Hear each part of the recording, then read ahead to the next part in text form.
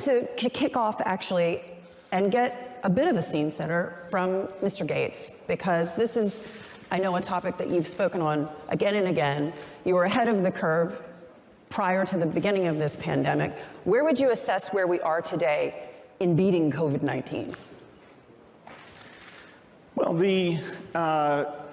sadly, the virus itself, particularly the variant called Omicron, is a type of vaccine. That is, it creates both B-cell and T-cell immunity, and it's done a better job of getting out to the world population than we have with vaccines. If you do surveys in African countries, you get well over 80% of people have been exposed either to the vaccine or to various variants. And so, what that does is it means the chance of severe disease, which is mainly associated with being elderly and having obesity or diabetes, those risks are now dramatically reduced because of that infection exposure.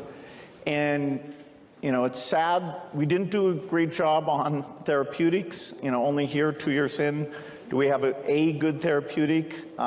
Vaccines, it took us 2 years to be in oversupply. Today, there are more vaccines than there is demand for vaccines.